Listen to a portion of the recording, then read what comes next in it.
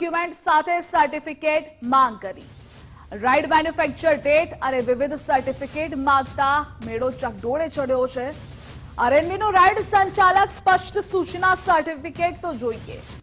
વાટાઘાટો અંગે આરએનબી દ્વારા રાઇડ સંચાલકોએ કહ્યું, અમને કોઈ જાણ નથી।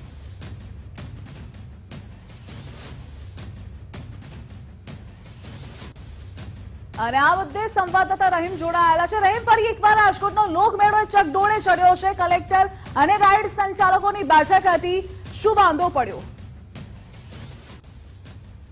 ચોક્કસપણે ધ્રુવિશા, રાઇડ સંચાલકો છેલ્લા ઘણા સમયથી જે એસઓપીના અમુક નિયમો છે તેમાં ફેરફાર કરવાની માંગ સાથે ગુજરાત સરકારની સુધી પહોંચ્યા હતા અને ત્યાં મંત્રીશ્રીઓ અને અધિકારીઓ સાથે બેઠક પણ કરી હતી અને તેમાં વાટાઘાટોના અંતે નિર્ણય છે તે લેવામાં આવ્યો હતો। જે બીમ કોલમની જે વાત હતી તેમની સ્પષ્ટ સૂચના આપી હતી, સોલ્ટ રિપોર્ટના હોય તો પછી તેમને બીમ બનાવવાની જરૂર નથી। સાથે જ રાઇડ છે તે મેન્યુફેક્ચરિંગ તારીખ અને તેમના જીએસટી વાળા બિલને લઈને જે વાત હતી તેમાં પણ જે વાટાઘાટો થઈ હતી કે જો રાઇડ છે તે મોટાભાગે અત્યારે જૂની છે ને તેમાં માત્ર સર્ટિફિકેટ એ પ્રકારના તૈયાર કરવામાં આવતા હોય છે કે સર્ટિફિકેટ જે રાઇડ છે તેમાં કશો વાંધો નથી, તે યોગ્ય છે।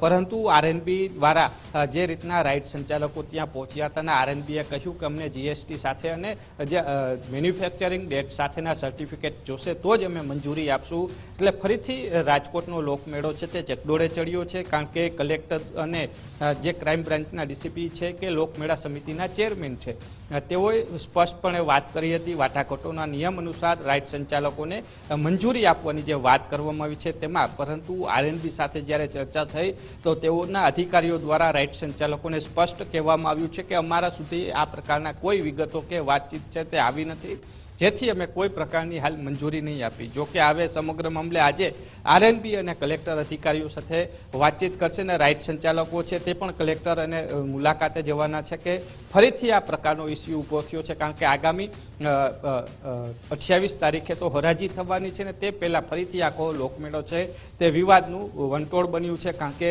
જે રીતના રાઇડ સંચાલકોની માંગણી છે તે સરકારે સ્વીકારી તો લીધી છે, કલેક્ટર તંત્ર સ્વીકારી લીધી છે, પરંતુ જે આરએનબી દ્વારા જે મંજૂરી આપવામાં આવી છે તે આરએનબીના અધિકારીઓ સુધી કોઈ માહિતી નથી પહોંચી તેવી વાત છે તે રાઇડ સંચાલકોને કરતા ફરીથી આખો વિવાદ છે તે શરૂ થયો છે। ધ્રુવિશા।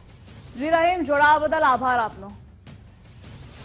તો વાટાઘાટો અંગે આરએનબી દ્વારા રાઇડ સંચાલકો દ્વારા કંઈક અલગ કહી રહ્યા છે, તો રાજકોટનો આ લોકમેળો ફરી એકવાર ચકડોળે ચડ્યો છે। છેલ્લા ઘણા સમયથી વિવાદ રાઇડ સંચાલકો પોતાની માંગને લઈ અડગ છે, બીજી તરફ કલેક્ટર અલગ નિર્ણયો કરી રહ્યા છે, જેના કારણે તાલમેળ નથી અને પરિણામે દર વખતે બેઠકો બાદ નવા નિયમો બને છે।